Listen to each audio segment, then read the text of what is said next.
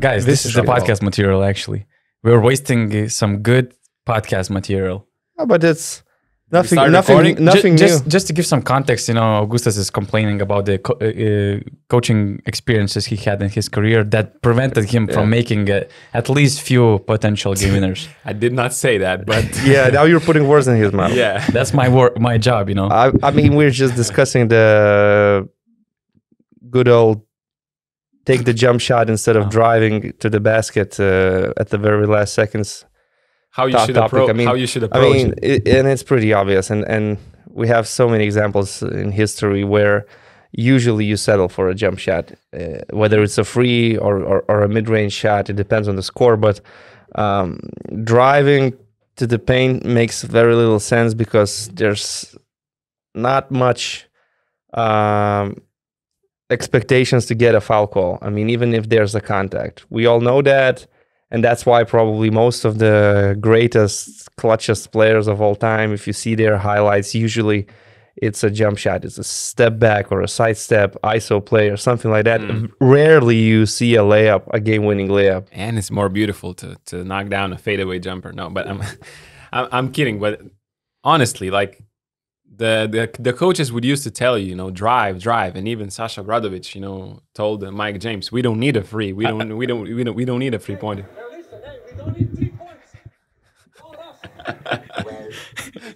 12 seconds later. Whoa, who doesn't need 3 points? Why do you need 3 extra points, man? It helps you to close the game. I mean, that's what probably he was telling me. We don't need a 3-pointer. Drive, you get maybe a foul call, you make 2 free throws. And that's the thing, you don't get the foul call. Yeah. And then you get frustrated. And Donatas said, Nigel Williams-Goss drove to the rim. Did he got a foul call last time? He didn't get a foul call, so he didn't get it. I mean, and I can take example even from Kona's game.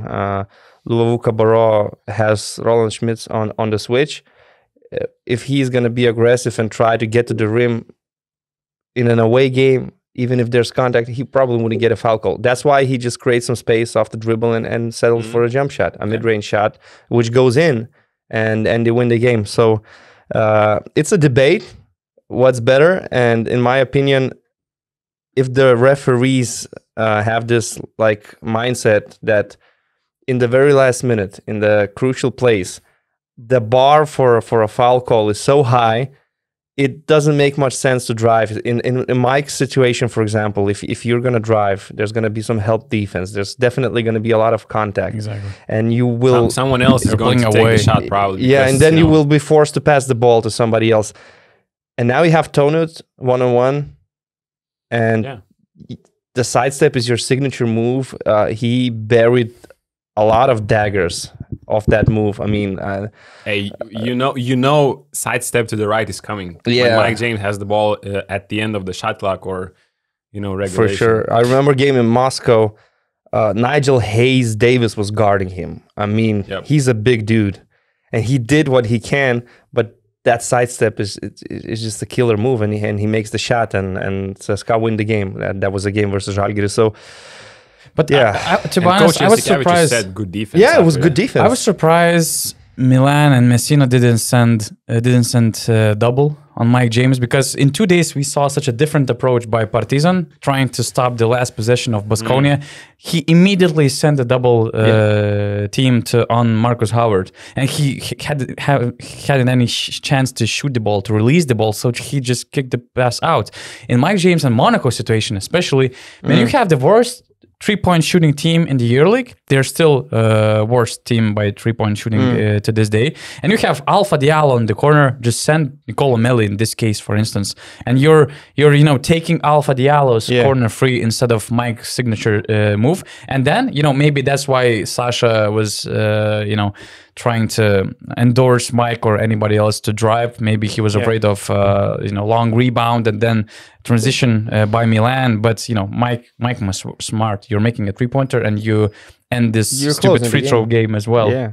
The last seconds. And if we look at what happened before this shot, James actually made some other tough baskets, which means he's feeling good. He's feeling good taking the shot. He's feeling comfortable. And what you said, it has been done 3 or 4 weeks ago, Monaco's Wednesday game, they were stunting Mike James and forcing him to pass the ball. And Alpha Diallo made a shot when it mattered in the last minute. So yes, I agree that playing the numbers game, you can live with others shooting, not Mike, but he trusts his teammates. So if you put him in a position where he has to pass the ball to Alpha Diallo, he will do it. And Diallo is capable of making that shot. It's not like you're living with the risk of leaving a non-shooting player that completely doesn't shoot. And even in that game in Milan, we saw situations where they were kind of leaving Jaron Blossom game open, and he punished them. So I think these Monaco players, some of them are better at shooting than it seems from the last season, and their numbers, like Diallo, Blossom game, they're not really bad spot-up shooters. They're not, but I don't think that Diallo still already, overcome this lack of confidence in his three-point shot. Okay. Even this year, he's 23% three-point shooting. We remember Maccabi series.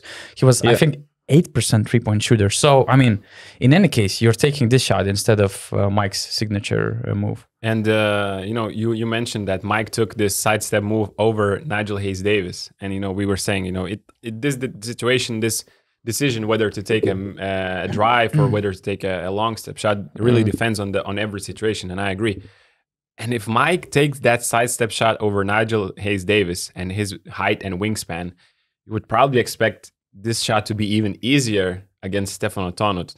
He's not bad defender, but he is smaller than Hayes-Davis. His wingspan is probably shorter, so that's an even easier shot than he took, has taken in the past. So, I mean, it was obvious that he's going to take that shot, knowing that what Milano is going to do on defense if he drives, and plus the contact that is allowed is just insane. I mean, you can get away with all kinds of stuff late in the shot clock. And Baskonia doubling Marcus Howard. I mean, it's Partizan. Partizan. Baskonia doubling Marcus Howard.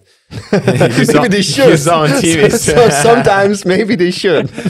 Partizan doubling Marcus Howard. I mean, you have on the court with him, I'm looking at this situation. He has Chima Moneke, Tadas Sidekerskis, Cody Miller, McIntyre. So 3 guys that you live with those 3 guys taking a 3-pointer, and the only guy who is, a shooter there on the court is Vanja Marinkovic. So why not double when you have 3 guys that you are okay? And they doubled him immediately. I mean, even to this extent that I was like, I mean, they were too aggressive, maybe too fast with doubling him, without waiting for at least a couple of more seconds. So it was such a different picture that we saw in 2 days, trying to to play defensive stops in the last possessions.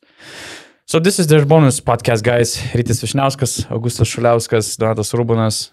It feels like it's been a while since we've been here in studio in Vilnius after our Belgrade trip. And it's good that we mentioned, and we started this off from Mike James.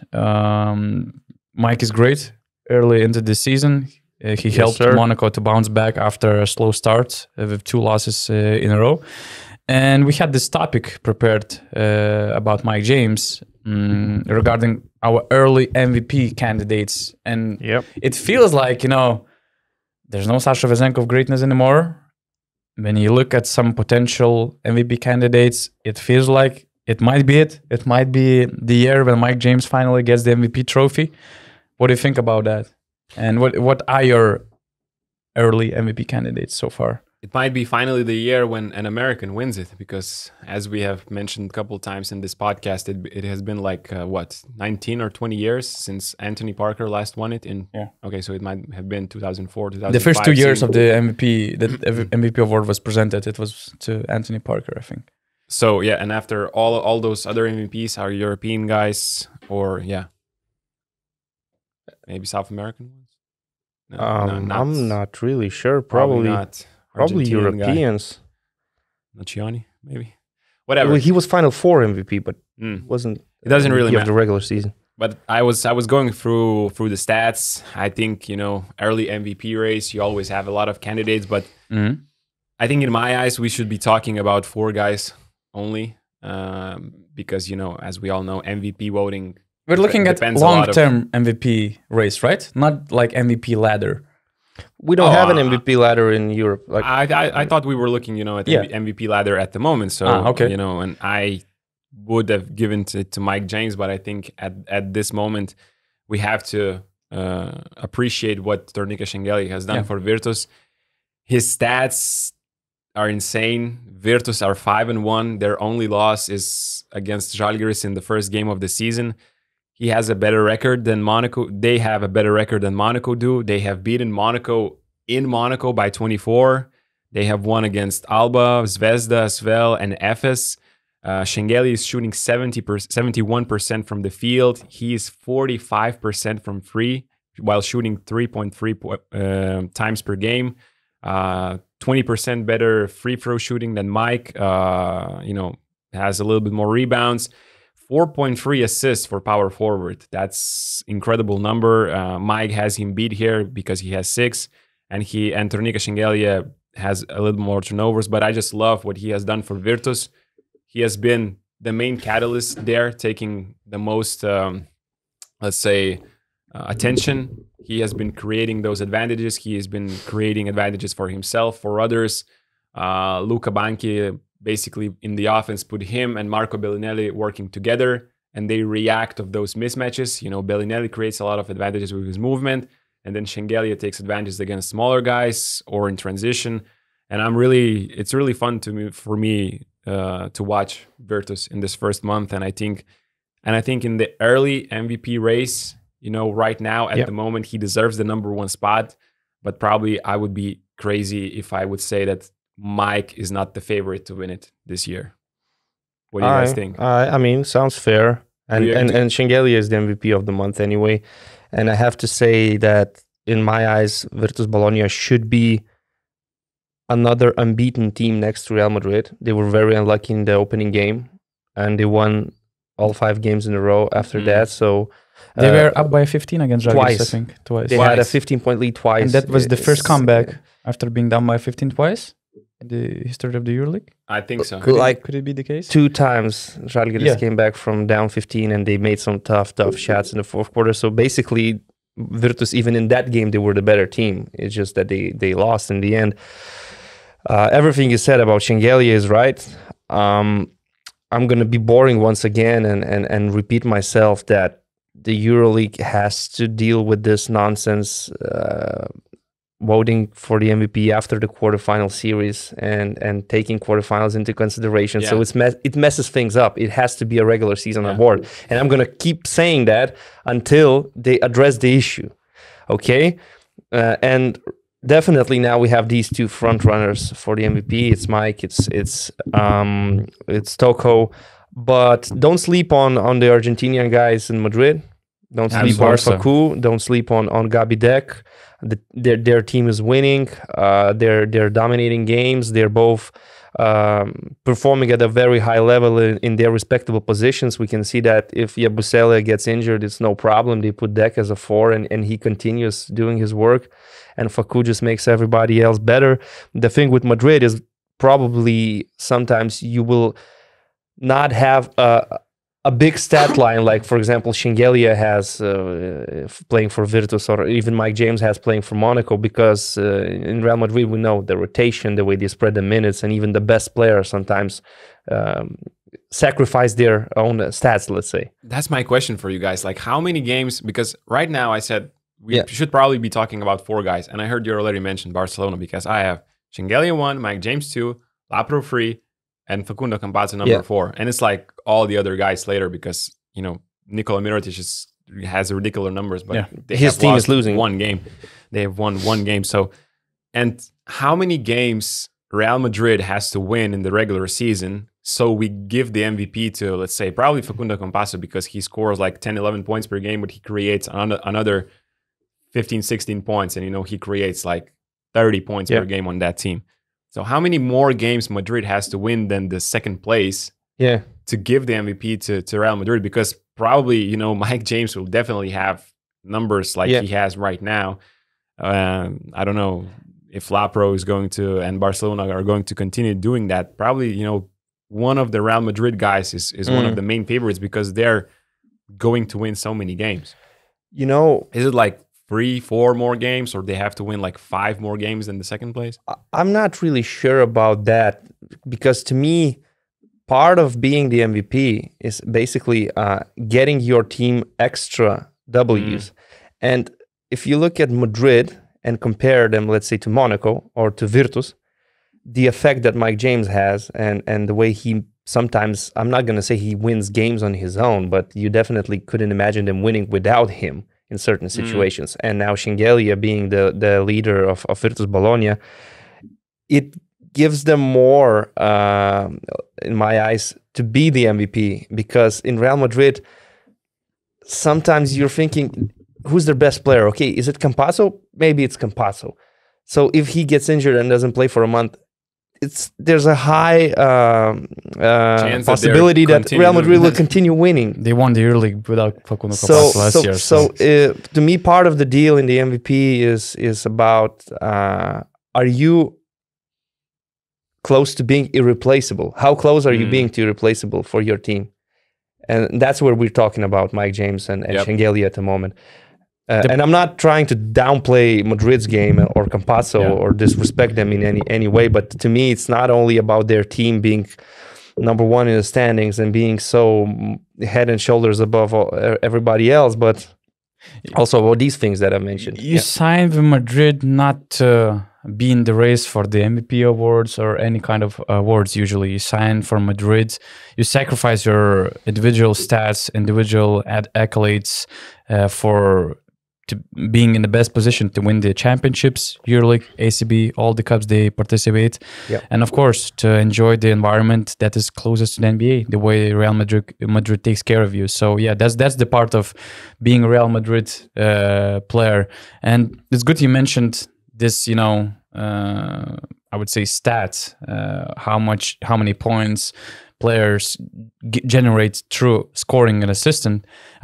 And thanks to Mikolas Stumbras and Bibalytics, we can check this stat. And what's interesting, Lorenzo Brown creates 35.8 points in the EuroLeague. That's the EuroLeague high so far. And Mike James is second with 33 points. And then there are players who go under 30 points. Nicolas Laprovitola, 29.8 points. Campazzo, 29. Shengelia, 29 as well. But in Mike's case, what also makes him so great, and why, even though he's second, or in some situations I checked the second half points, and let's say Lapro creates almost 16, Mike is second with 15.2 in the second halves when the game is on the line.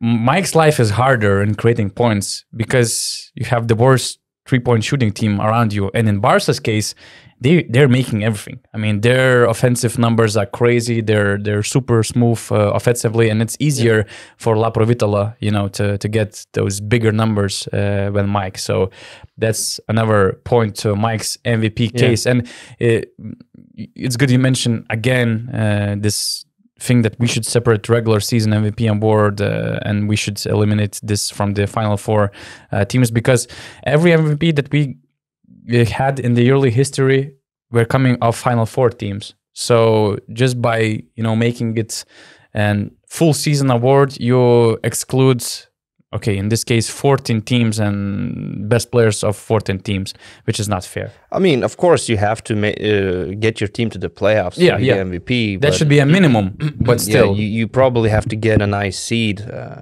top 4 or something like that, or be incredible and at least get your team to top 6.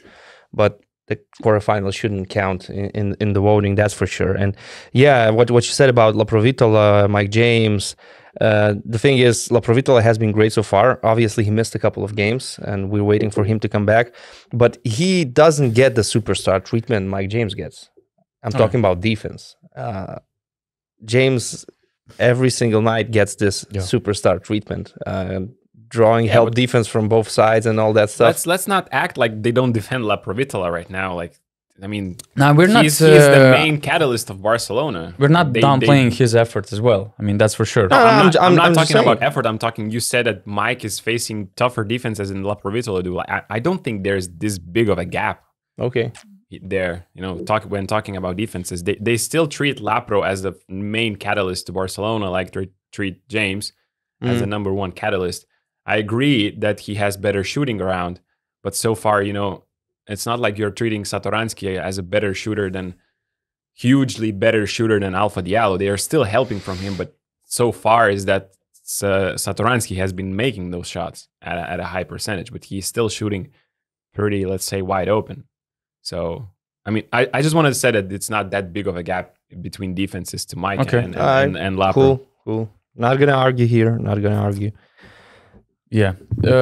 We have a lot of topics on this podcast because we decided to make it as a review of the first month that we had. And usually the first month of the EuroLeague season involves some new emerging MVP candidates like Tornike Shengelia. He was not in this conversation at all last year. It also involves some newcomers that are really exciting. It also involves overreactions and a lot of stuff. So we're going to try to go through the list of these topics. But let's start from the head coaches. And we already have 4 new head coaches 6 games into the season.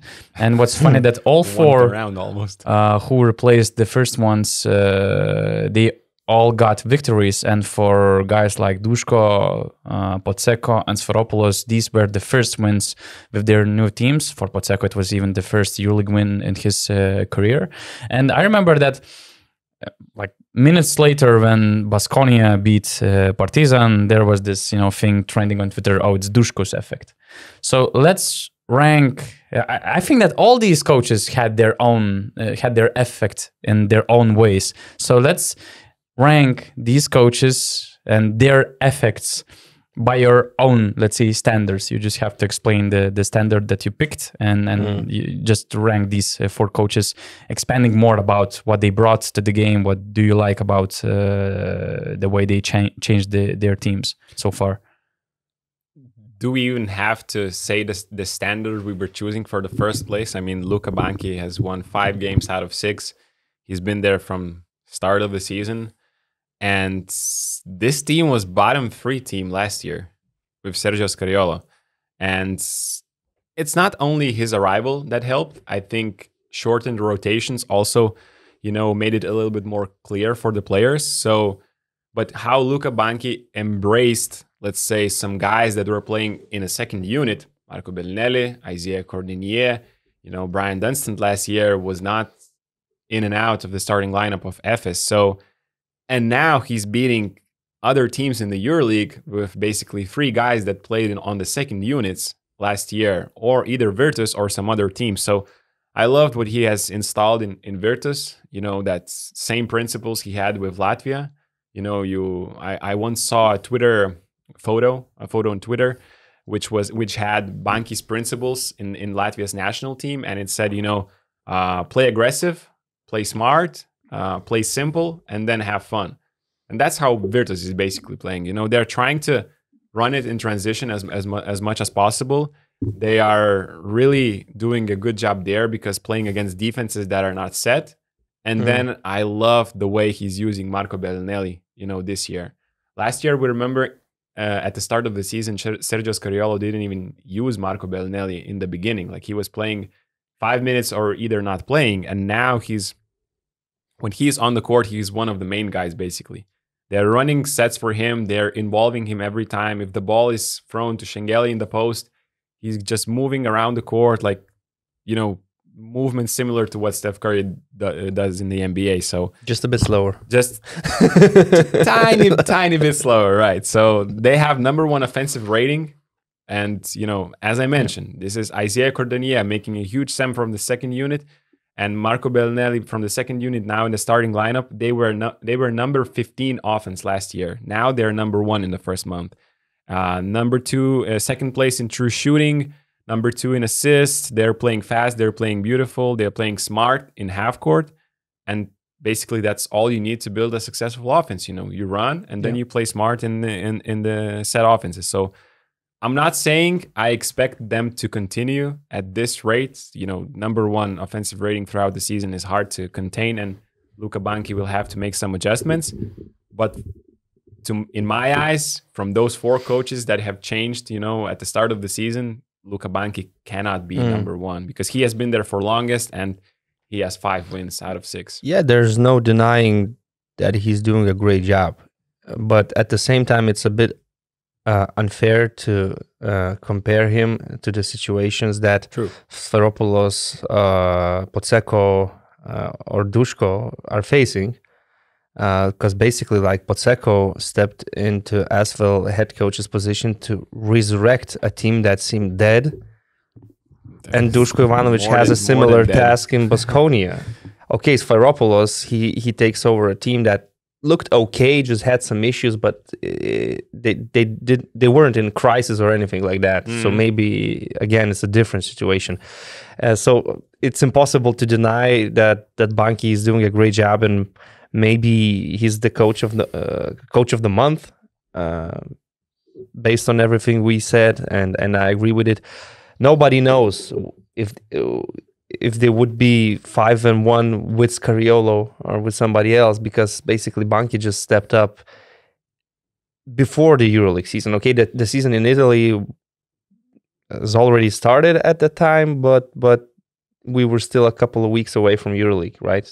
No, he stepped in like at 15th of September. Yeah. There was just only they played Supercoppa at the first weekend where he was, and they won that also. And their first loss in Italy came this weekend. Yeah. So wait, so they won the Super Cup with Scariolo?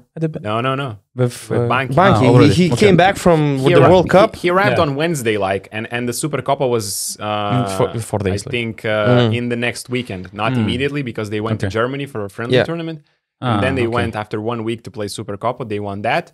They won all the games in the Italy until this weekend, and they lost 1 game to Zalgiris. So to me, it's a different situation.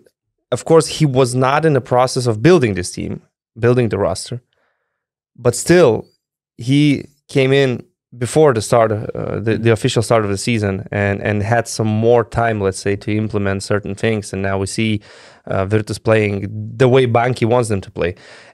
That's why I would rank Pozzecco's effect as number 1, because in his very first game, he was actually close to beating Virtus, Luka Banchi's team. That was a tough game for Virtus, decided in the very last minutes, 1 shot here and there, and it could have been ASVEL winning that game.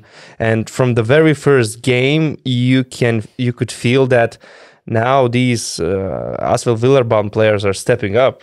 Now they're getting their heads up. They're feeling much better. They're finally trying. There's someone actually influencing them and forcing them to be better, forcing them to make that step forward. And that was the first game. And after that, they get a solid win in the French league versus Strasbourg. And eventually, they finally break the 9-month EuroLeague losing streak. How long was that? Since January. And they do it in a tough environment, in an away game, sold-out crowd in Kaunas. We know that coaches and players always say how difficult it is to play there against Zalgiris, and they were chasing Zalgiris for 38 minutes, but they were always hanging in there. They never gave up. They were down 13 in the third quarter. They found some solutions. They actually played beautiful offense. Okay, defensively, they still have a lot of work to do, but you can see that guys like Mike Scott are feeling much better now that Pozzecco is here. You can see that... eventually, Mike Scott is the best shooter that Pozzecco ever seen. And now, he's proving that he's probably the best stretch forward in Europe right now. So his effect, at least in the short term, to me is very significant, and it gets them their first win finally in the EuroLeague. And actually, that roster is not so bad. Luvavu Cabarro is back, and you can see he's a really high quality player. So that roster is not so bad, and basically, it is now ASVEL all of a sudden becomes an interesting team to watch. I think we ranked them 17th or 18th before the season, and if we are 17th. Honest, it's really solid 17th, 18th ranked team in the EuroLeague. It's not easy opponent to beat when you rank him that low. It was pretty easy to beat in the first 5 games. 4. Yeah. 4 games. It seemed like they seemed like the same thing we saw last season in the second part of last season. It seemed like they wouldn't win Euro Cup the way they were playing. Yeah. And it's funny that that's why I suggested you, having your own standard for this ranking, because let's say if I would do a social media boost ranking, Pozzecco for sure will be on the top, suddenly, with all the respect to SFL players, but he made SFL team interesting, and he made them he put them on the spotlight with his locker room speeches, with the timeout speeches, with the content that he created in 1 week is probably got more views than TJ Parker's tenure in Villeurbanne in general, except from those big takes about charter flights to Zvezda on the same day of the game day. And there was another take saying that I think that French league is better than ABA league, or is more competitive than ABA league, or ASVEL is getting a more competition in the French league than Partizan or Zvezda, something like that. So of course it received a huge backlash. But anyways, it's funny that you mentioned two Italian coaches who are also known and are very good at communication and motivation. The three accolades that you've said about Banchi. Also, I was missing this fourth one. The way he managed to motivate his team, and I heard this feedback from his players that he's so persuasive that he can persuade you to go through the wall. He's that good at his speeches, at his body language, and the way he motivates his team is something extra, and that's what Pozzecco brings. It sounds so simple, but at the same time, I've never heard that from any other head coach, what he said on my kind of a podcast conversation, just rewinding his viral highlights in his career. And he said that, players without a head coach, they can win the game. Head coach without players, he cannot win the game. And that's the approach I adjusted to the way I approach the team.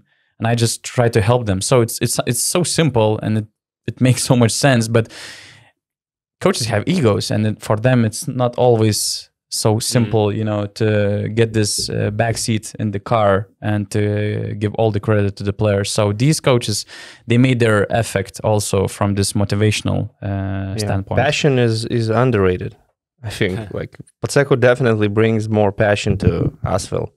More fighting spirit. It's not the always. question is what kind of effect this passion can create long term. Of course, it's a in tough the league. National team competitions is different. Yeah, of course, it's a tough league. We're not talking about ASVEL being playoff contenders or anything like that. But if they become competitive, when that roster is healthy, like I said, it's a good team. You have enough quality. You have creators. You have big guys. You play these big lineups that are uncomfortable for other teams, and okay, maybe defensively they will have issues, but in general, it's not really a bad team, and maybe they just needed that spark, that passion Pozzecco brings. It's not always about your playbook and the sets you're running.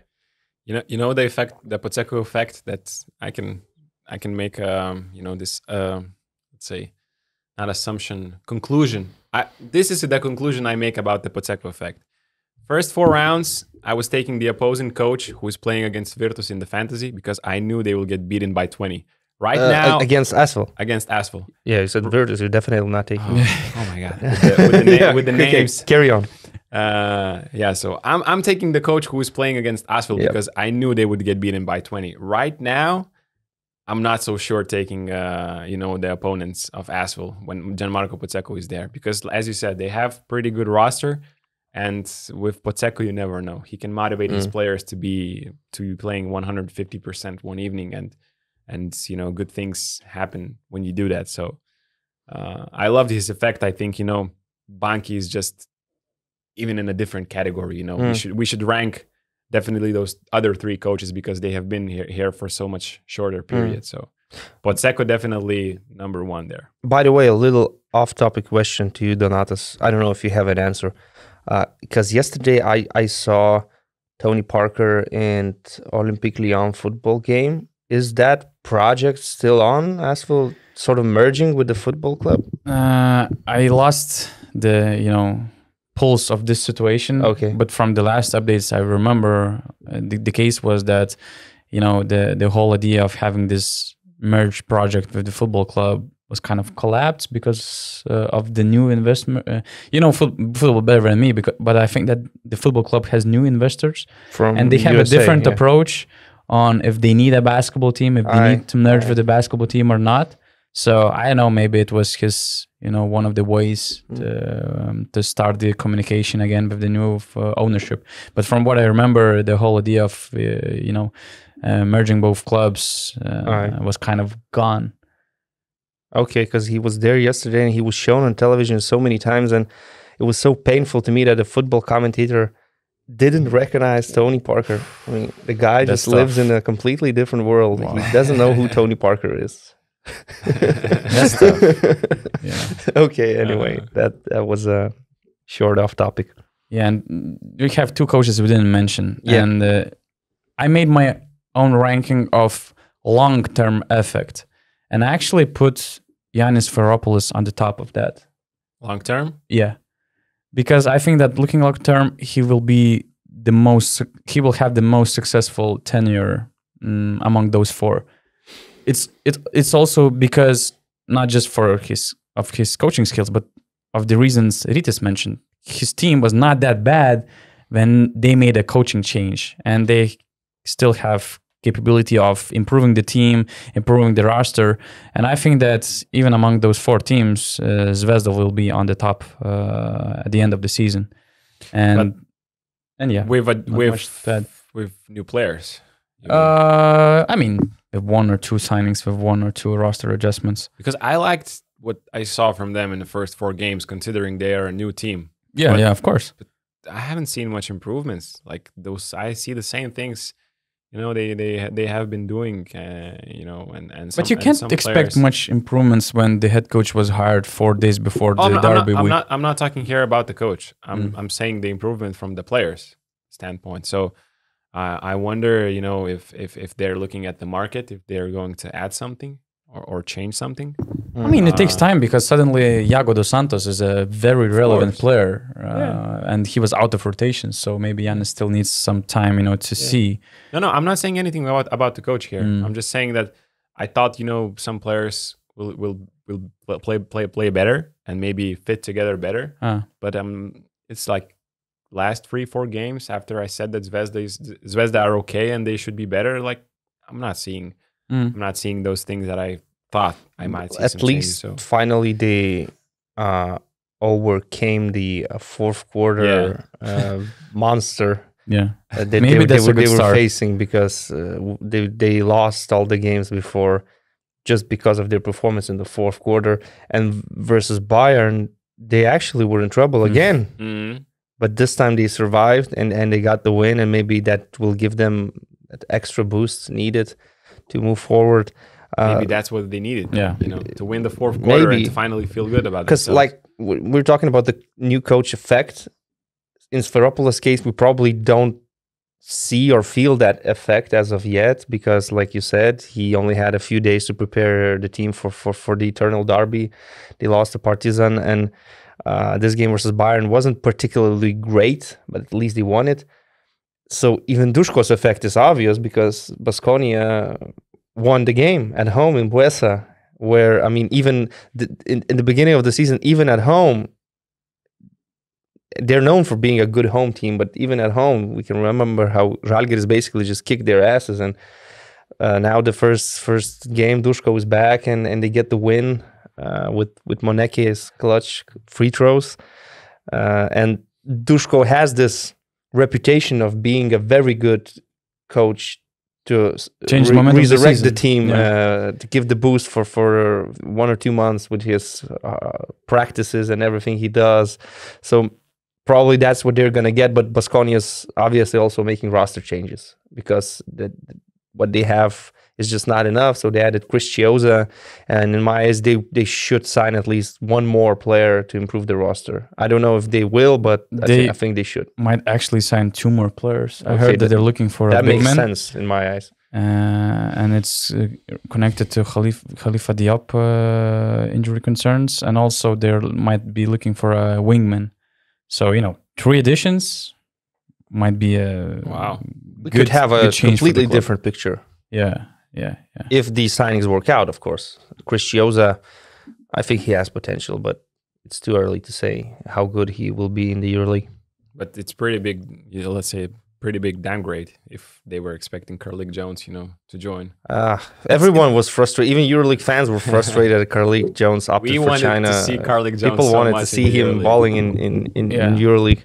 One is to expect him to join your team. The other thing is to compete against the Chinese teams. Market. Yeah, so it's I believe that he got like twice as bigger offer from China compared to what Baskonia could have offered to him. So and he made a business decision. Like I say, so they signed Chris Chioza, and I hope he's going to be a good addition for Baskonia, and I hope he's going to do well. But the reality is, for every Shane Larkin, there's a Yogi Ferrell.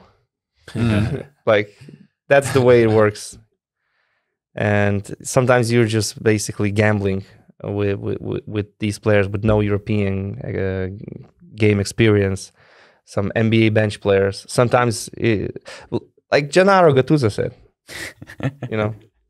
sometimes may be good, sometimes may be shit. All your life. I don't talk because if I talk, I'm in big trouble.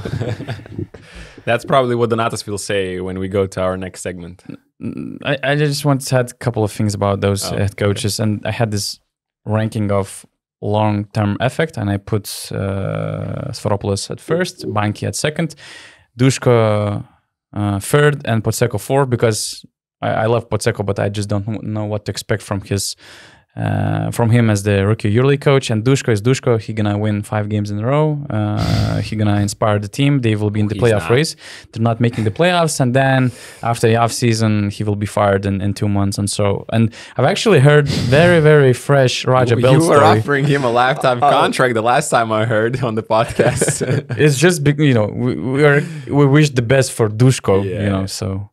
That's how it should work. But if they win 5 games in a row now, because they have Olympiacos away, Barcelona at home, and as well, and then Monaco. And it's Duškov's effect, you can expect anything. But just recently, quite randomly, Raja Bell shared Dusko Ivanovic story on the Ringer podcast, and it was actually suggested by one of our BN Plus members on our BN Plus WhatsApp chat.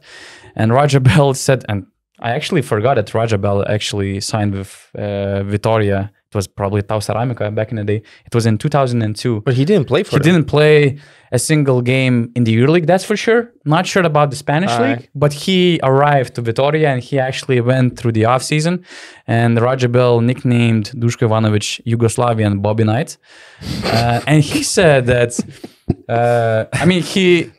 he thinks that Dusko is a great coach. And he's really fine at coaching, but the way he approaches the off season and the way he exhausts his players is something else. He said that he had some knee problems, and Dusko was Raja Bell had some knee problems after one of the preseason games probably, and he said that Dusko he liked to do those 5-kilometer runs through the wilderness in Vitoria, and then you go to the practice. So you can imagine Raja Bell having knee issues, and he's forced to run 5 kilometers. And then he said that Dusko liked this game where I didn't really understand what was that all about. But let's say players are jumping on each other, and for some reason you have to carry them on and to run as well. And he said, like, come on, 7-foot centers are jumping on me. I have knee problems. We are about to run this 5-kilometer stuff, and then I'm having a practice. I love Dusko, but I just didn't want to play, in that kind of environment. So, yeah, that was Raja Bell's experience. So maybe that's the solution. You just don't give Dusko an off season. You just sign him in November or December, or you just give him kind of vacation before the season. You start with the assistant coaches.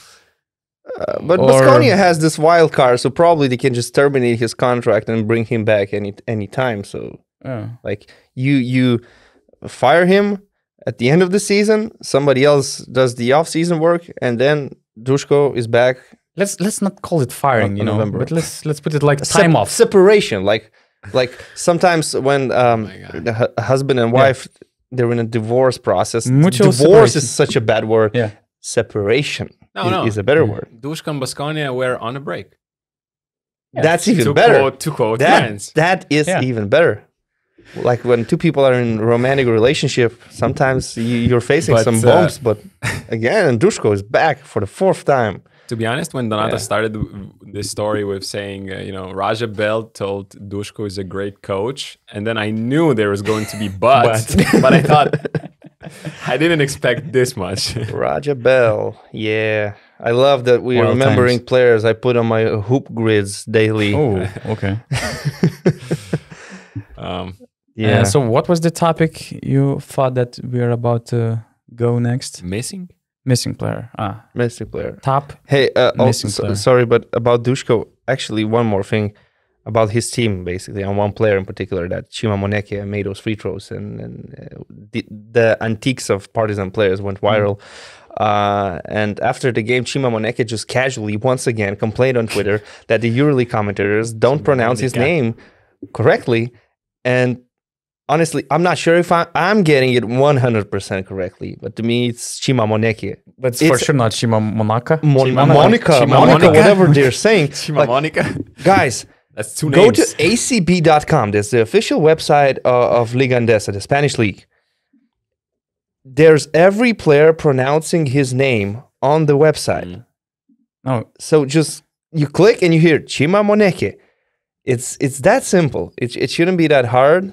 They're not probably listening. They have it's round 6, so because Moneke already complained about it, and I think it was the same commentator. But EuroLeague should forward this tweet. The man deserves the recognition for sure. The way he's been hooping so far. So at least let's try and get his name. And it's not just correctly. about acb.com. There's pronunciation guides in on EuroLeague as Media well. Center. So it's sure. It's also another solution. Chima Moneke. I think I'm saying it right. Talking about these pronunciations, fun. Right before the season, right before Victor Wembanyama started Wembanyama playing out of his mind, there was Kendrick Perkins called him Wembayamba. Wembayamba, I think, and Reggie Miller also had some funnier. But it's not such a spelling, such a tough name to pronounce. Like sometimes I don't understand how some Americans mess things up. Like Wembanyama, but probably in because it's French, the emphasis is on the last A, so it's Wembanyama instead of Wembanyama, but people are getting used to saying Wembanyama or Wemby, and that's fine. But how do you come up with these Wembanyambis and Wembanyama was great, yeah.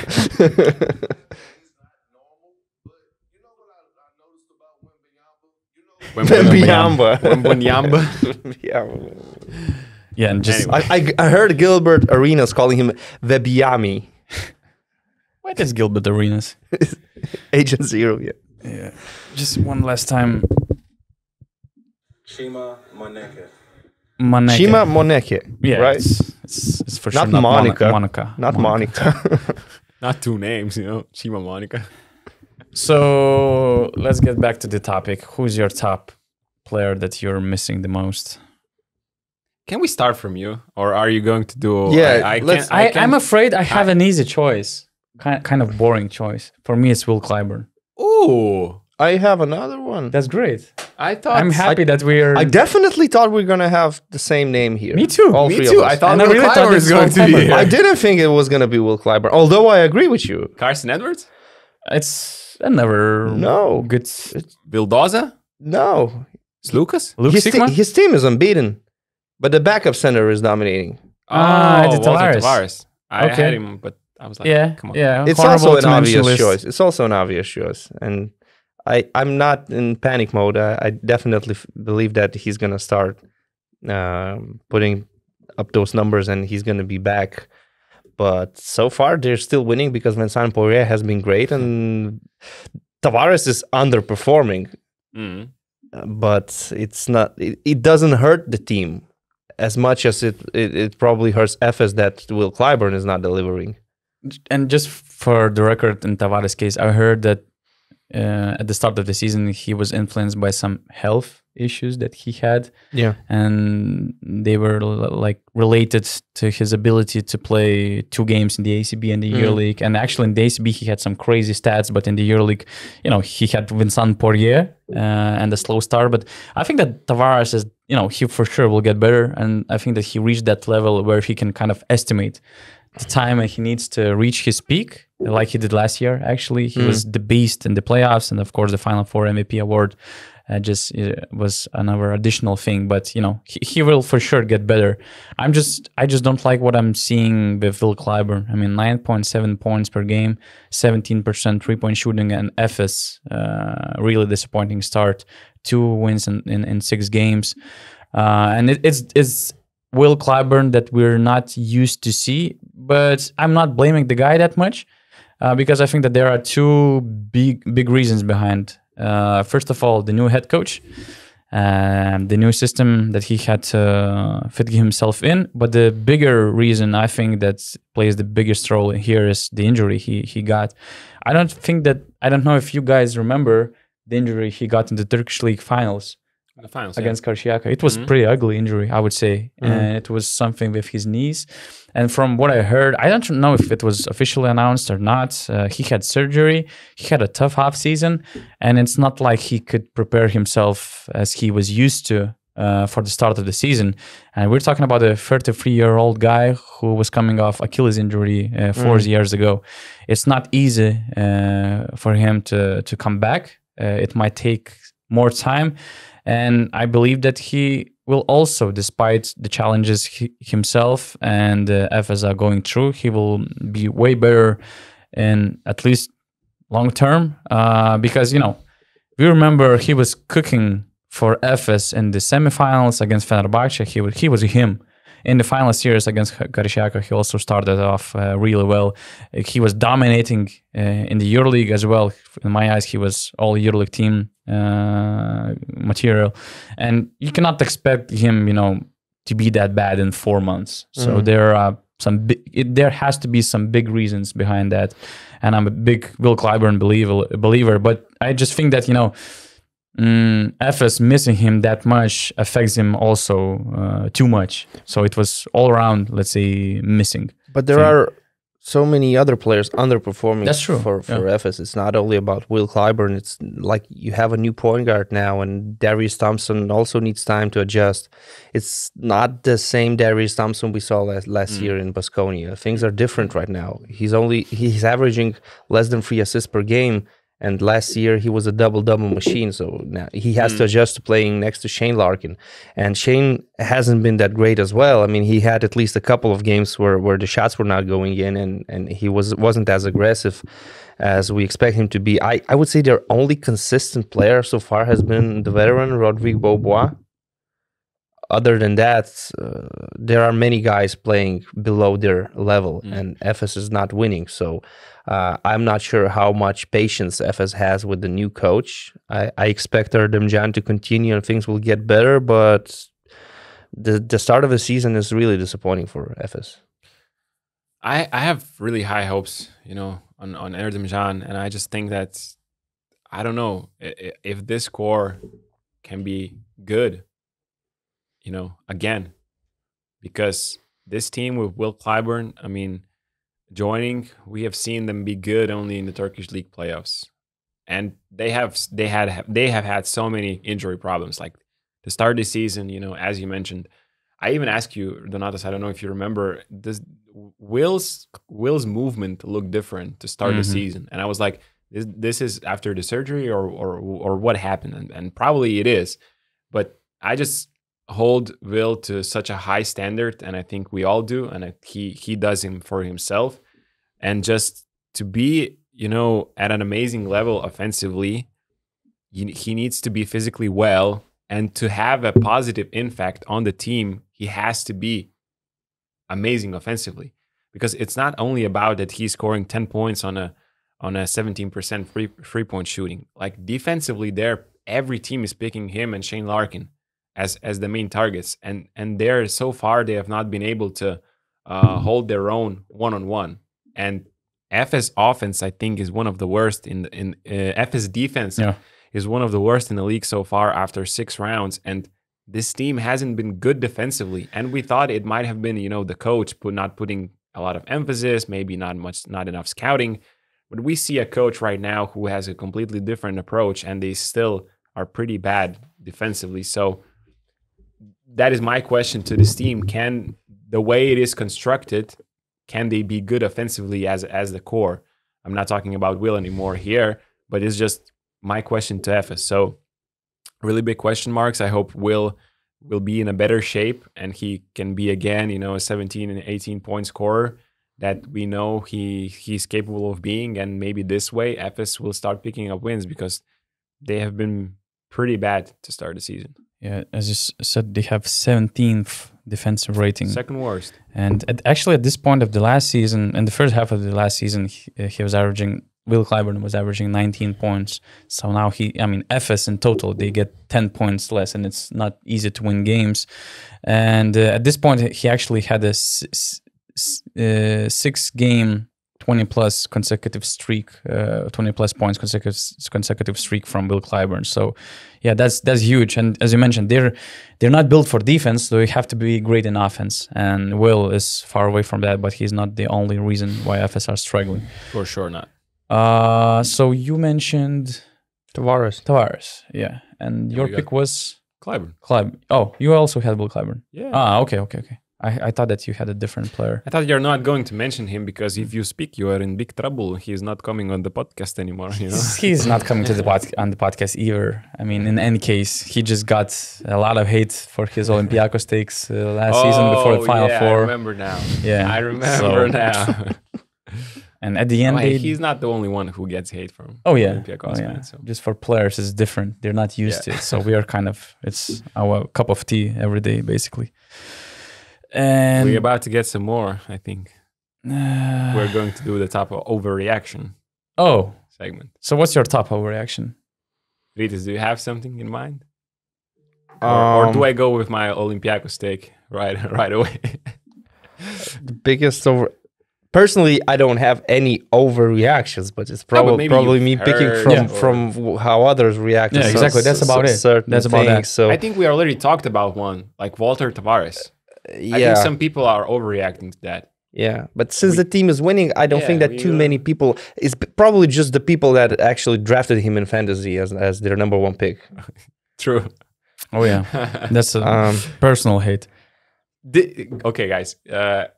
Did you feel this way? Did you feel that people are saying Olympiacos are as good as they were last year? Or no? Maybe after the first win, after the first derby, the first game in the EuroLeague where Alec Peters was so great, and it seemed like they don't even need Vezenkov anymore. It's not like Alec Peters is not great. Like he is 14 points. He is for sure, but overall, I don't think so, to be honest, because I think that on this podcast we kind of shared enough concerns if those players are going to replace Vezenkov, Slukas. Are they going to be as great? We received a lot of comments. Oh, they're it's only two players. Olympiacos are a team-oriented team, and it is true, but they're just not as good as they were last year. At the moment, for the first month of the season, they're not as good, and I know they have had a lot of injuries. They barely played a game with the full lineup they had. Yeah, and it's early. It's also very early. True, but I just don't think they're as good. To start. So they signed Brasdeikis, and he's barely even playing. So we cannot. And they're looking for another player. So don't for me, even know what role he's going to play in that team, because first he came in injured, and he played, but barely. Okay, so I have two overreactions, and it's not my overreactions. It's just something I saw on social media. I saw basketball fans commenting, and you just feel like this so first is related to Maccabi, like people saying that their season is done. There's no hope for the team. They're not going to have Menorah, that home court effect. Wade Baldwin isn't playing. They're in a tough situation. They're looking for solutions to play their home games. They have games postponed and all that. And they're 3-2. They just won in Milan. Lorenzo Brown is hooping. They're waiting for Wade Baldwin to come back. So I think these guys are just focused on basketball, and they're doing a pretty good job so far. They won in a tough environment in Oaxaca. 3-2 is not a bad position to be in after 5 games. Okay, they still have one more game postponed. That was versus Madrid, I think. Madrid. And Wade Baldwin is about to make his comeback. So maybe there's a bit of an overreaction. I know that what's happening there in Israel, in Gaza, it's horrible. It's something I don't really want to talk about. But this team is still good. The roster is solid. Baldwin is coming back, and I think they're still definitely playoff material and a team that can compete for the Final Four. Of course, when you don't have that true home court advantage, it might be a problem. It's also a problem for the club because you're not selling tickets. Yeah, losing a lot of money. But basketball-wise, I think that they're still a good team. And there's a bit of an overreaction by saying that Maccabi this season, they will not be relevant. And another one is that Barcelona is better without Sarunas, with Roger Grimau, who's doing a great job. I have nothing bad to say. It's just that Sarunas was also getting results in the regular season. His team was number 1 seed, and they were getting wins and all that. And so it's too early to say if they're better now. Maybe they're more exciting at the moment. Some people are reacting and saying, "Oh, look how Laprovitolo is playing now. They're all free now. They're playing much better." There are still some principles left, actually, from last season. The way they use the mismatches, the way they play in the post. The roster is a bit different. Roger Grimau is definitely bringing the best out of these guys so far, and it's great to see. But it's still too early. So these overreactions by saying like Sarunas was the problem, now they're much better, I think it's definitely too early for that.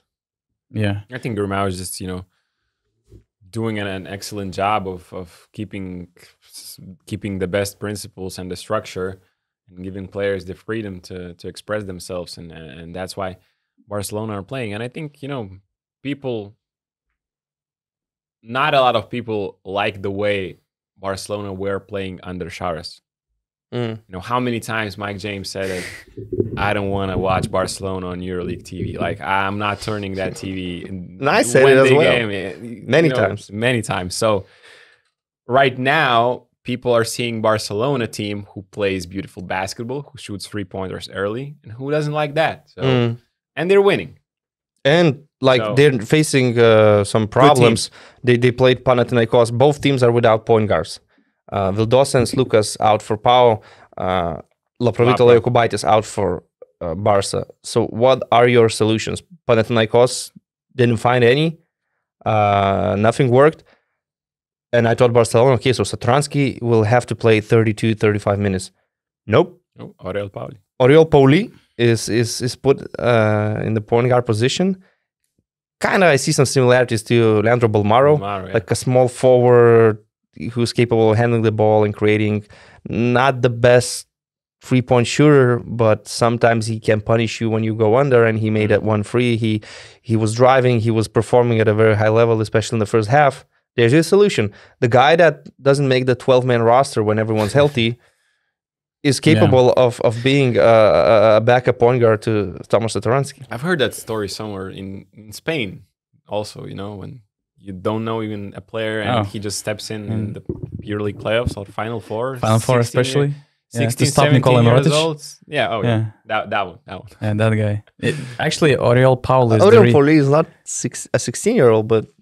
No, but I mean, it's the same principle, the guy who's not even in rotation steps in and it's true. Yeah, him and even Jabari Parker. I mean, I would say it wasn't Jabari Parker's fans podcast early into the season, but I mean, he is also giving important contribution in his own way, and probably Roger Grimau, one of his best abilities right now is that he manages to make everybody important, or to help them thrive in his system so far. So that's beautiful. A lot of beautiful things about Barca so far. Never been a Jabari Parker hater. I just didn't like the signing, the move by the club. It's not on the player, it's on the club. But he's playing good, at least offensively, and he's actually getting better. So maybe I will be proven wrong. So yeah, versus Panathinaikos, he had that one stretch where he was just unstoppable. He went coast to coast. He made a fadeaway jump shot. He Sidestep, ISO. Yeah. He reminds me Barca's Grabbed an Dante offensive Exum. rebound. He didn't have a clear role, but in some situations he managed to change the momentum of the game with his energy, with his power plays, with his transition game. With Parker, we're probably more talking about scoring. Oh yeah. But it's not as all around as it was with Dante. And again, Coach Grimau feels that Parker is having a good night, so he's going to start a third quarter with him. Although he wasn't in the starting lineup, they had Oscar da Silva. It's good coaching, definitely. So Ataman and Grimau faced the same issue. Point guards were injured. Barcelona dealt with it much better than Panathinaikos. Yeah, that's true. And in my eyes, my top overreaction was that I actually already mentioned that, people saying that Real Madrid are too good for this EuroLeague, and they wonder how they're going to be stopped. And I've been too long in this business already. And if you remember our last two champions we had in the EuroLeague, what was the narrative going about? Choose Mateo and Real Madrid at the start of the season, and now look, they're winning the EuroLeague despite the challenges, despite the bad game that they produced for long stretch of the season. And then we had this Efes thing, where they didn't take it serious at the beginning. They were out of the playoff picture actually midway through the season, and then they won the EuroLeague. It's not like I'm saying that Real Madrid is not that good and they don't deserve these accolades. It's just about the competition itself. We have the Final Four format. So these early October EuroLeague champions, they don't exist. Mainly because of the format that we have in the EuroLeague. So I just don't like this, thing about that. Oh, it's impossible to stop. No, the EuroLeague format will stop them. If not some other quality team that will emerge throughout the season, that's for sure. So you are saying a team who is struggling right now will win the EuroLeague? Donatas just said Olympiacos are going to win the EuroLeague. I'm not saying that, but I won't be surprised if Olympiacos wins the EuroLeague. But be fair then. Do you see any of the teams winning versus Real Madrid in best of 5 series? Right now it's too early in my eyes, really. We're talking about one team which peaked quite early, and we have a lot of teams that were struggling, and we're in the beginning of November. So we didn't see the best version of some other teams that we could compare to have the fair argument. We actually haven't seen best version of Real Madrid. Who knows? We just talked for 5 minutes about Tavares still not being the same Eddie. Yeah, but Vincent Poirier is as great as I never seen him being that good of their roster. So Gershon Yabusele, I don't know. Actually, if they are all healthy, I cannot imagine them losing a series. But that's a big if again, and it's too early, as you said. And yeah, some other teams, like you could easily overreact to, let's say, Valencia or Fenerbahce, what they have done so far. But you don't see them as some sort of invincible teams that will not go down at some point. But with Madrid, you're at least guaranteed they're gonna clinch the home court advantage. Oh yeah, that's true. It's unthinkable. Again, it's unthinkable to see them dropping to play in or 5th, 6th seed. It's not gonna happen realistically. Yeah. What else? Your EuroLeague TV Pass top 3 teams that you watch after the first month, or you recommend to watch.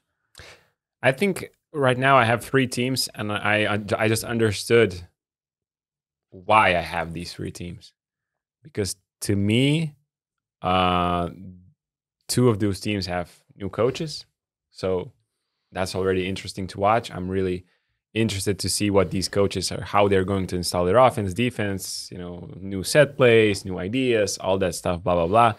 And the other team just changed 2 of their main players, which happened to be Kostas Lukas and Sasha Vezenkov. So my top 3 teams that I watched the first month and I recommend watching is Olympiacos, because it's always nice to see them play with their off ball. I really enjoy watching them play, really, even if they struggle sometimes. But to me, they're nice to watch. And I have Barcelona and Virtus after the first month. I just as I mentioned 10 minutes ago in this podcast, two of these teams play fast. Their coaches have given freedom to the players in offense. They're shooting early. They're shooting 3-pointers. They're playing hard. I loved the set plays for the shooters. Roger Grimau for Abrines, Luca Banchi for Belinelli. The continuation in offense is nice to watch. Jan Vesely has been a surprisingly... His mid-range game is he's so back consistent. He's back to his decision-making is brilliant. Elite self. Yeah. I don't know, late slips in the pick and rolls, like these tiny details that not many big guys do, you know. He plays like 2 pick and rolls in a row where he's trying to set the screen and he sees that it is a switching defense, and then he comes for a third one, or it's like a hedge defense and he slips because he knows that the guy is going really high aggressively on the ball, and then he gets a advantage basically from nothing. So Barcelona, Olympiacos, and Virtus were my top 3 teams that I watched. And I didn't choose Monaco because I know at least one of these 2 guys are going to mention this. So I went to, some new teams. Yeah, you were right. You were right about Monaco. I mean, or Ritis, either Ritis or Donatas. One of those 2 guys are going to mention Monaco. Like, it's not possible. I mean, be honest, you both had Monaco in your list. Yeah. Huh? Well, of course. I mean, you're talking to a guy who puts exclamation marks saying "Rocket Team" on Twitter after they win in Milan. So, Monaco is my number 1. I always watch them. I watch their every game. Mike James is my favorite player in the league, and I'm so happy to see Jordan Lloyd back. I think he's going to bring so much to this team again. Because Elie Okobo hasn't been really consistent. He's having his ups and downs, and now you're back. You have another star player back, Jordan Lloyd, definitely an elite guard. So, and they got wins even without him, which is good because they started 0-2, and after that start, it's kind of easy to get your heads down and lose a couple of more games, and then all of a sudden you're in trouble. But nope, they responded, they got the wins, and now they have Jordan Lloyd back on the court. I'm a fan of his game as well, but the main reason why I follow Rocket Team is Mike. He's one of those rare players that make wow plays. That sometimes after his shots, you're like, okay, we're kind of used to Mike James' greatness, but I mean, it was something else, his shots against Milan, not just this dagger, but also buzzer beater at the end of the third quarter, I guess, corner 3, or I think he's making such great plays. And at the same time, why for me it's interesting to follow Monaco at the start of the season is that they still kind of struggle. They're getting some tough wins, except for this win against Maccabi, and some other players, they're on a slow start. So, but every time somebody else steps in, every time, even like in the game against Milan, for instance, Donatas Motiejūnas played some nice minutes at the end of the game with his deflections, with defensive stop against Devon Hall, I think it was. The other night, there's somebody different, maybe Alpha Diallo. So they always face struggle. Usually they play some late minutes dramas. There's this Mike James greatness. We also have this, thing with Kemba Walker, if he's going to prove us wrong or not. He's the former NBA player, so it even adds something extra to watch them. So a lot of reasons to follow their game. Yeah, I agree that maybe their game is as beautiful as it could be. They still have this issue with 3-point shooting. Although it seems like with some of the roster move, they might solve the issue. We can expect maybe Peter Corneli to get better, to get more opportunities. You can see Sasha Obradovic sometimes using all 3 options at center position, even in the first half, like starting with Demo. Then he tries Corneli as a 5. Then there's Donta Hall. They also have Mamjai Te. He's in the rotation sometimes. Of course, they need a deep roster to also win games in the French league. I get it. There's still work to be done, but after these 4 wins, at least no one's talking about Sasha Obradovic losing his job. Because when they started with 2 losses, there were people definitely... But it was another overreaction, I would say. Yeah. I agree. It could make our I mean, it's a coach that got the team first year to the playoffs, and had a very competitive series versus Olympiacos. And in the second year, he gets them to the Third Final place. Four. Yeah, he replaced Mitrovic. Yeah. You know, in the first season, and he changed the whole season And- as well. Anyway, Monaco are third in 3-point percentage, so Third. they're not shooting. They're shooting third lowest 3-pointers, Yeah. but they're third in 3-point percentage Aye. in the league. Oh, I didn't realize that. They're Okay. 39.4. Okay, man. Is that really? So the maybe case? that's not an issue at all. Maybe you just It was in the first couple of games they were shooting below 30. But right now, after 6 rounds, Bibalytics.com. So if Mikolas Stumbras, How I got them 18th? I don't know, true shooting percentage. What's that? No, okay. Okay, so they don't take as many threes as No, other they're- teams. Maybe I but checked the last year's stats. I don't know. Yeah, because Bayern is the worst shooting team. Yeah, that's weird.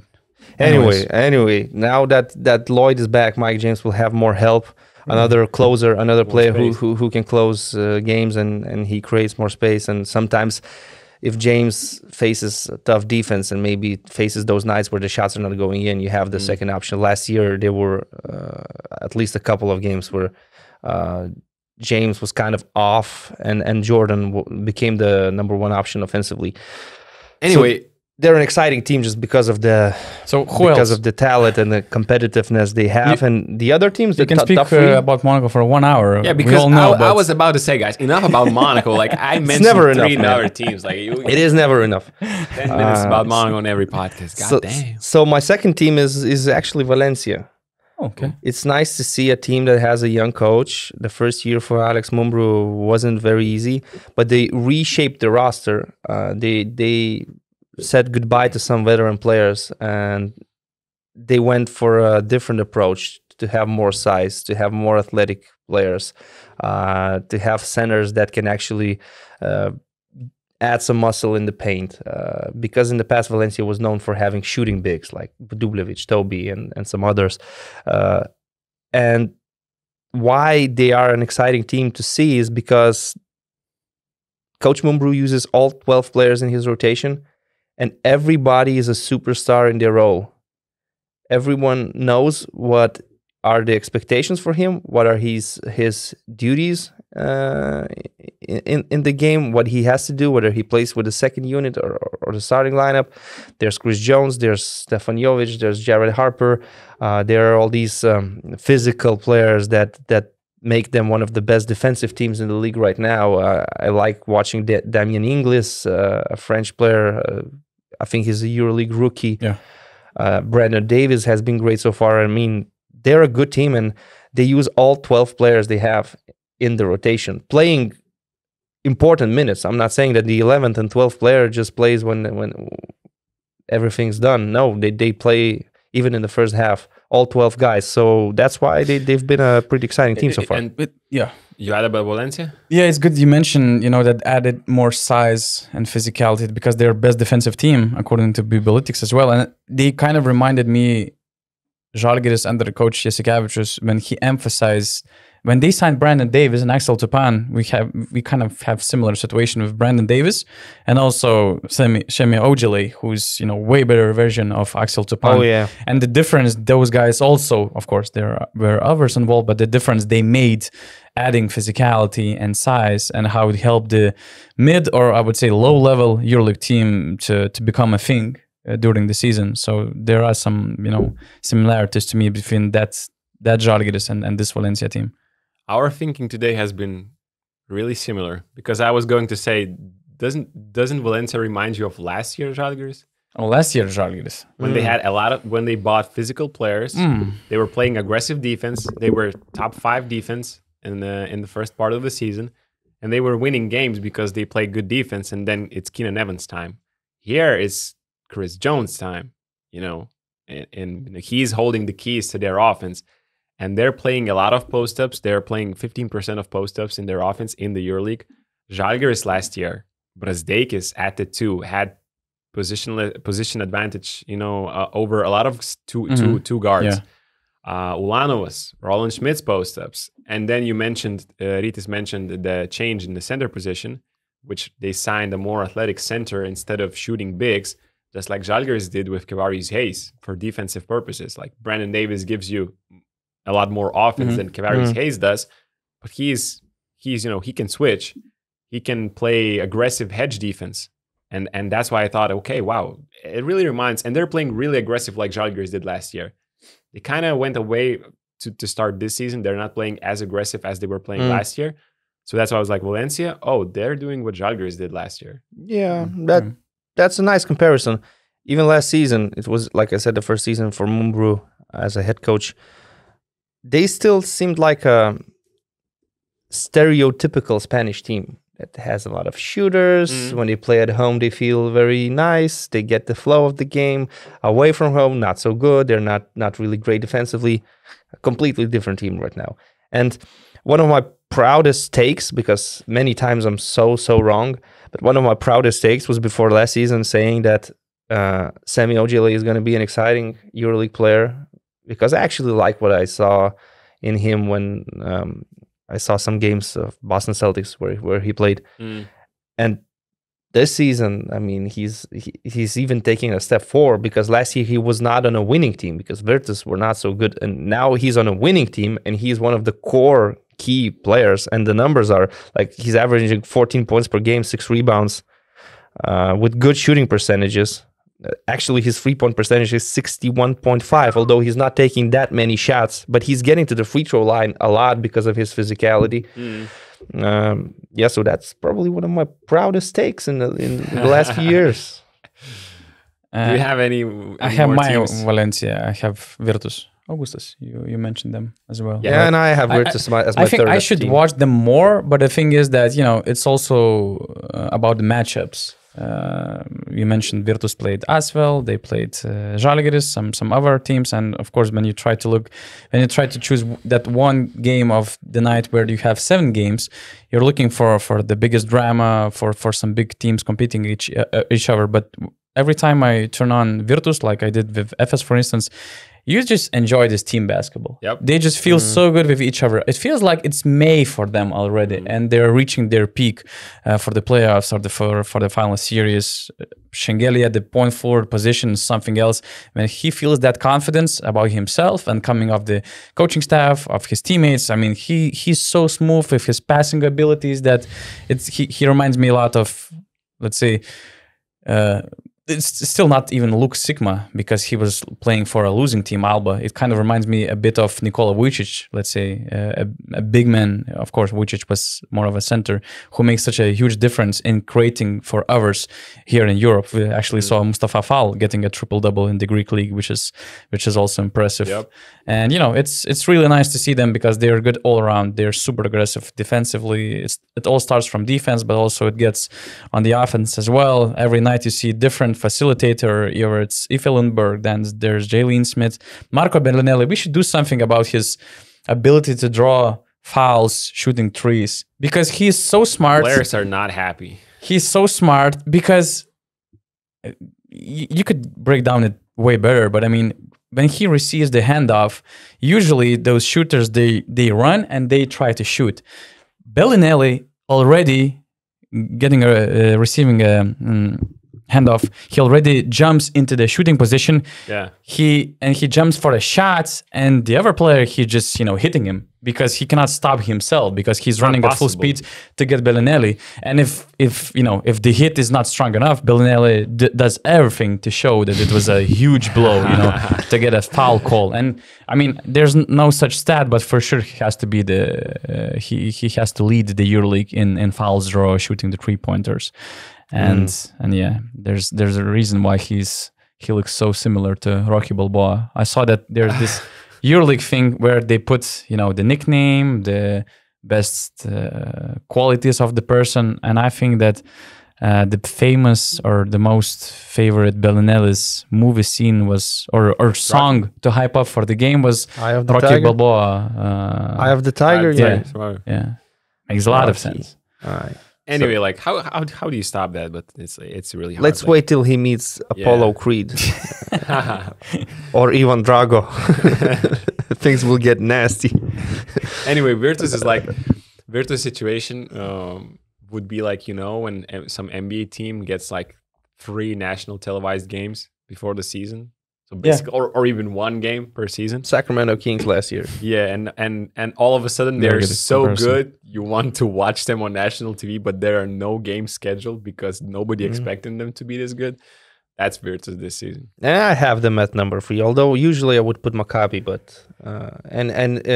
we will update these rankings after a month, and I hope Maccabi will be top 3 because they are my second favorite team in the league. That's for sure, after Monaco. But Virtus, and I have them mainly because it's such a privilege to watch prime Tornike Shengelia. Oh yeah, I miss him so much. It didn't feel like it's the same Toko for the last 3 years. Ever since he left Vitoria. And now we're again seeing him not only in his prime, probably that's the best basketball he's ever produced. I mean, An all around power forward. Team is winning, yeah. Yeah, and that's crazy because he was that close of joining Panathinaikos. And, everybody thought that this situation for him was a potential upgrade. And now he ends up in a situation where Virtus is 5-1. He's the MVP and who knows, of the month. maybe in Panathinaikos, because there are so many new players and they're a mess right now, maybe we wouldn't be talking about Shengelia playing the way he does for Virtus. Yeah. Once again, how one slight change of situation can change our perspective on players. I love what Eric and Kendrick said on the last podcast. Like, there are no bad players in EuroLeague, but sometimes you're not in the right situation. Yeah, that is true. But speaking of bad situations, can you rank? We have PAO, Efes, Milan. Those, I would say, EuroLeague powerhouses that we saw potentially being successful this year, but now they end up finding themselves in the bottom of the standings. Could you rank them in terms of how high hopes you have on them changing the momentum of the season, changing things around, and getting back to the at least top 8 picture? You said PAO, Efes, Milan, and Efes and Milan, just 3 teams. 3 teams. So hard here. We can include others, but I mean, even in Partizan and Zvezda case, it's different. They're not at the standard of Milan, let's stick to Panathinaikos, these or 3. Efes. Yeah. So you start because we've been talking too much. I've actually I tried to reach out to some people who played against all of those teams because they could feel it better. Because me personally, I'm mad on basically all these teams for my own reasons. So I tried to get the perspective of the players who played against them. And I was surprised because I've just got few responses and somebody is saying that, oh, I don't believe in this Milan team because they're just too old. They made bad core decisions. There's no chemistry in the team. You can see some bad body language already. And although Nikola Mirotic is delivering huge numbers, they think that those people I talked to, they think that they changed the whole chemistry and rotations and roles in this team. Let's say in a more negative way. How can you be happy when you have like 7 guys in the front court? Yeah, who are all more than and they can all playing. play. We're not talking about some young Italian players at the end of the rotation, but there are some others who think that they think vice versa. They think that with Billy Barron coming back, with the addition that they're looking at right now, potentially replacing Kevin Pangos, it might fix things. They're talented enough. They're deep enough. They had a good coach, so it's a long season. It's a marathon, and they're gonna change things in a few months. So, that's the thing about these teams, about having hopes. Milan is on the market. I heard it might be even not 1 but 2 backcourt players. And if we're talking about some big players, it's so hard to predict anything. Panathinaikos, they made their move, but we cannot rule out them from making any other signings. And Efes, they're also looking for a power forward. They're still exploring players who are chasing NBA opportunities. And I hope it means also that they're patient with Erdem Can, because if not, they should sign somebody else to help them straight away. So I thought about it, and I still think that Efes, organically, they have more upside to change things. Not sure about PAO and Milan.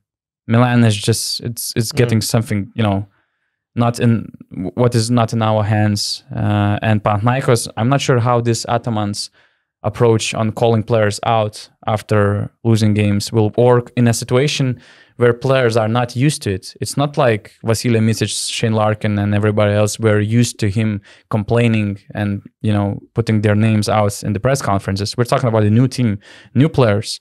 Juancho Hernangomez coming from the NBA environment, different approach. So not sure how it's going to play out for him. And I agree with you. I also have Efes from these three teams as the one I still believe in the most. I would put Panathinaikos at number 2.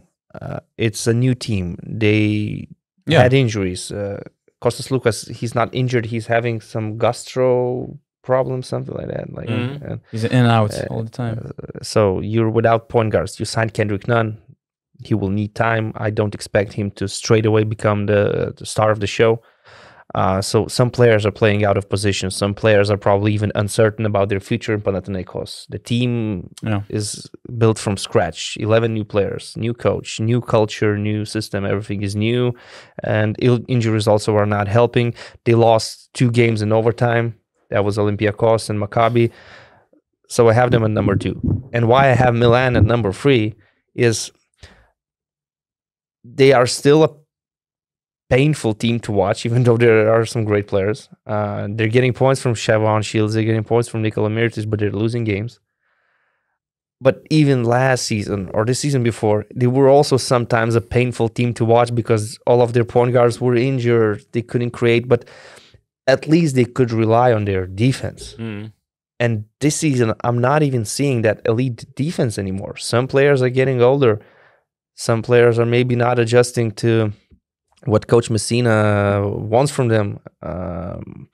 Again, this Kevin Pangos situation, they will have to sort it. They need a guard. Maudelaw, his step back jump shot isn't working.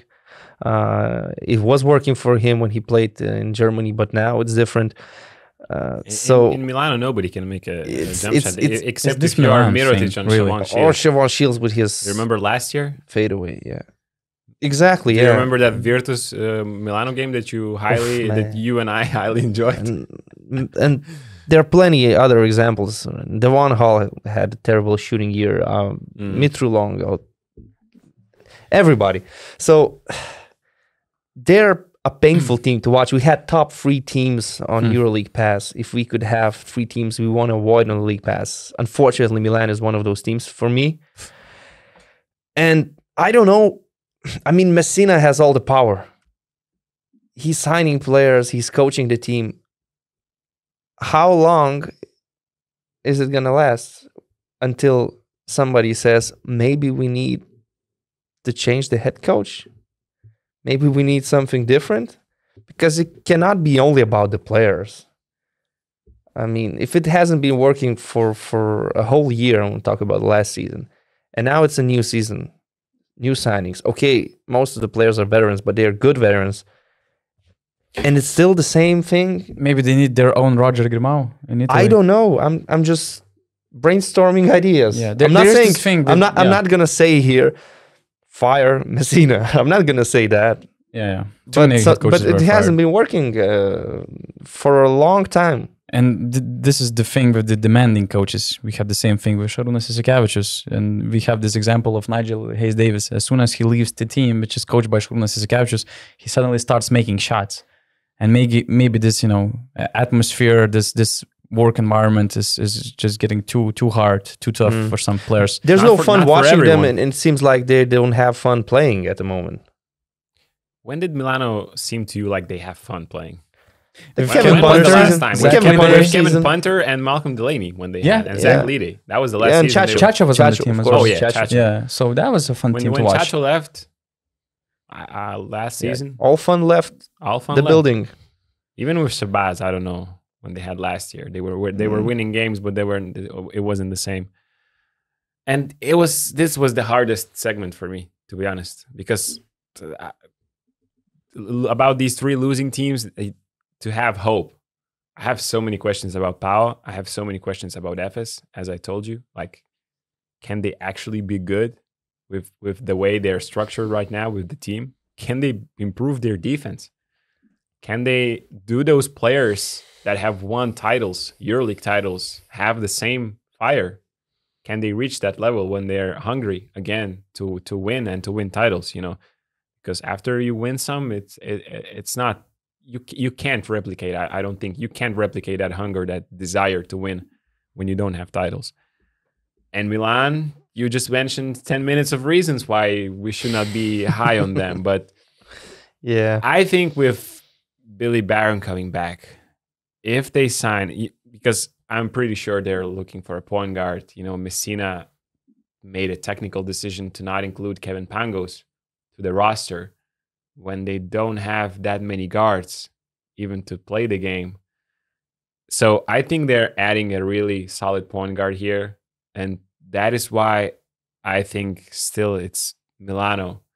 Like, imagine Shields, Mirotic, and then you add a solid point guard. This is still if that doesn't help Messina win, then really I agree with Radis. It hasn't been working for quite a long time, and maybe it's not the players that are not doing enough what Messina asks. So I'm still picking Milano, but it's really hard to see a lot of optimism about these three teams at the moment, at least. Let's end this podcast on a more positive note. We have two last things to cover. So, who was the rookie that impressed you the most? Who was the rookie that you enjoyed playing so far the most? You want to start? I think Jabari. Okay. Yeah. I mean, I don't know, Sterling Brown. That's a good or pick. Jabari. And I expected much more from Sterling Brown. I expected from Sterling Brown what I'm seeing right now. And I had really, we had low hopes for Jabari. We didn't know his knee situation. We didn't know how he's going to adjust. He seems to be doing just fine. I think he looks physically in shape. I'm really happy about it because when he's running coast to coast, I can see why he was scoring 20 points in the NBA. Like, you can see the difference from the European players in the EuroLeague. I love to see that. When he gets the chance, he has been knocking down those spot up 3-pointers in Barcelona's system, occasional ISO and a mid-range. You're not asking him to replicate what Mirotic did and score 20 points every game. They have a completely different role, and I think he's fitting in just fine. So, and Barcelona have been winning. So I was like, Jabari had a quite successful, let's say, first month. The best thing is that he's smart, and he's not here just to prove a point, just to get some stats or anything like that. He does what the team needs. If he needs to sit on a bench because somebody else is performing better that night, he's fine with it. And that's rare, actually. Yeah. With NBA players that came over to Europe. Star, and not just NBA players. Not borderline players, NBA high draft players. picks. Yeah, he was averaging 20 points before injuries for injuries. Milwaukee. So, yeah. I agree with that. I mean, we're getting closer to the point where I will have to apologize about my Jabari Parker takes. Me too. Before the season. Although I'm going to say Damian Inglis. Yeah, that's a good pick. Good pick. He again adds the physicality that Valencia wanted and versatility as well. He has a good jump shot. He loves taking those mid-range shots. At the same time, he can play in the post. Has a strong body. And I actually had an eye on him even before when I saw him in Lithuania. Lithuania played France in a World Cup qualifier. We know that in these qualifying windows, there are no EuroLeague players. And we didn't really have strong bodies at the power forward position. So that English guy was just killing Lithuania. And Wembanyama played in that game. But actually, two players that are now EuroLeague rookies attracted my attention even more than Wembanyama that night.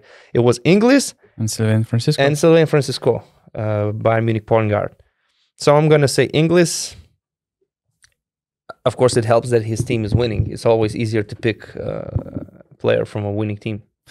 I'm taking the guy who was at first we well thought is he just here to do some highlights, dribbling the ball like as he was a football player.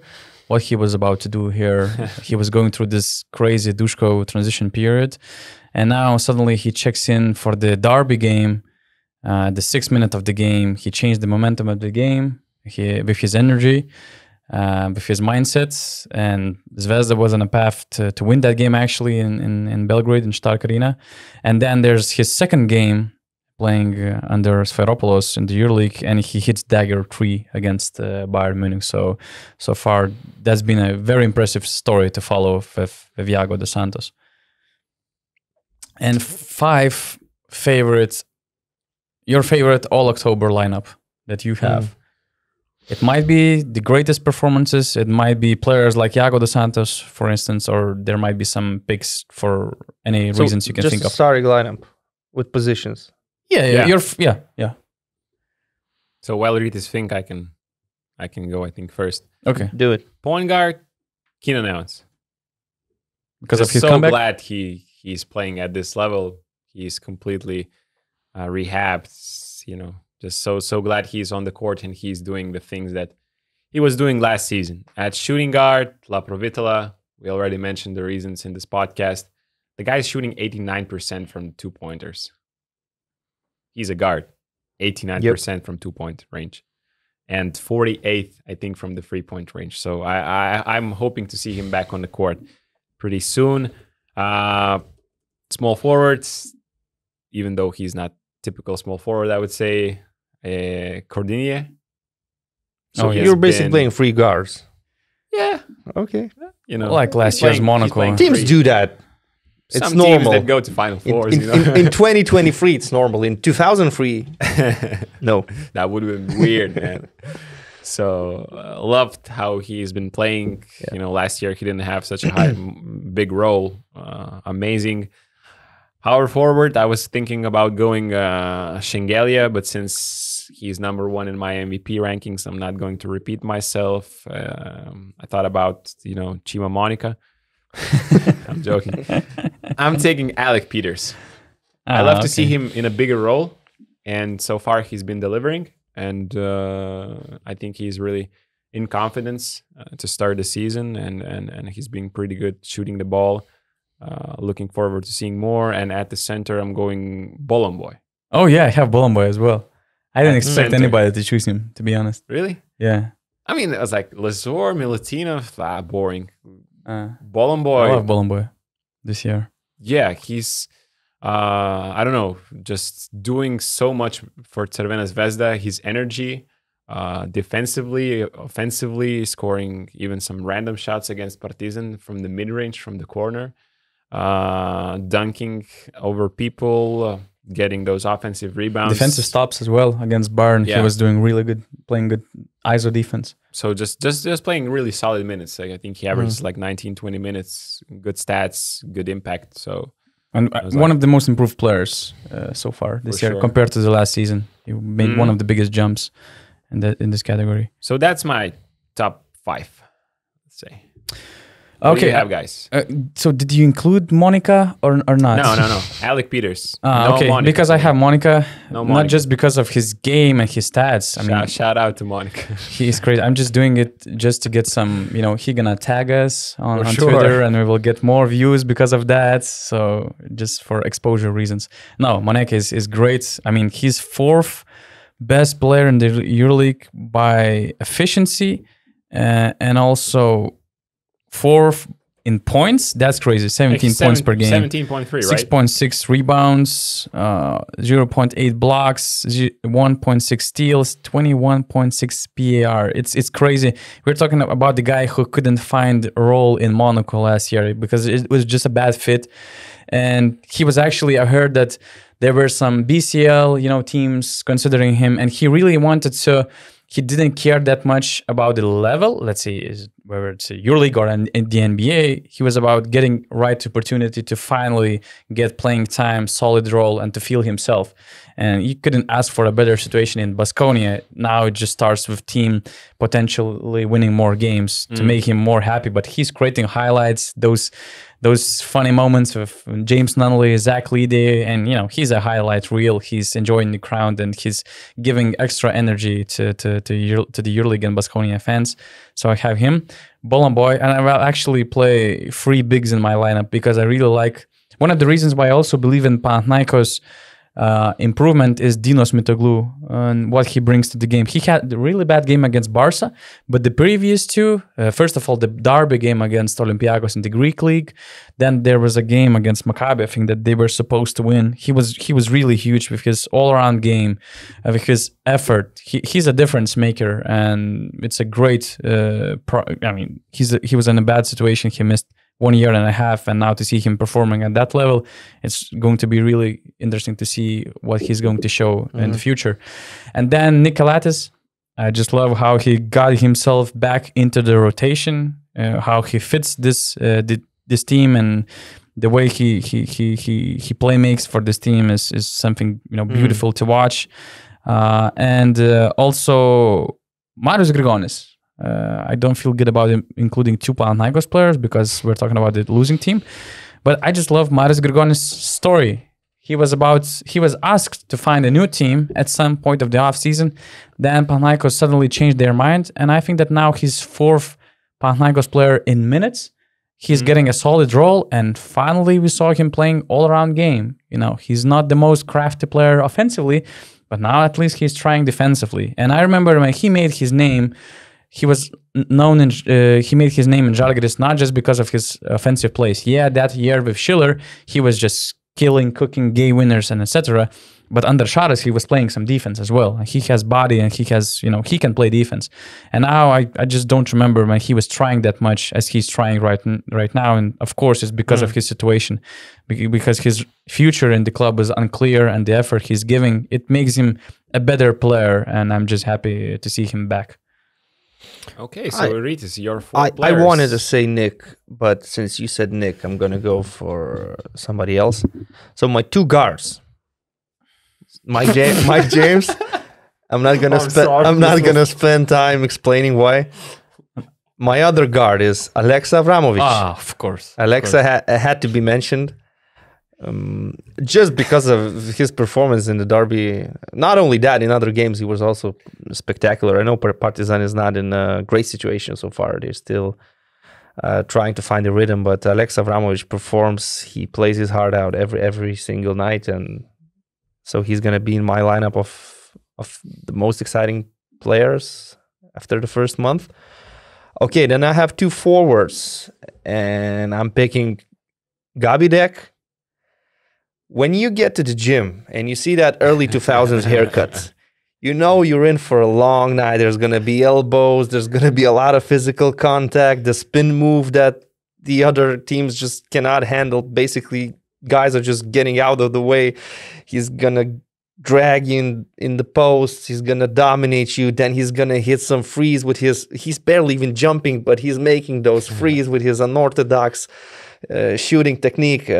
No arc on it. I mean, if I was a forward in the EuroLeague, I would probably take an injury or something just not to play against Gabidek. I would say, Coach, I'm not feeling really well. You would ask Yabuzela before the game.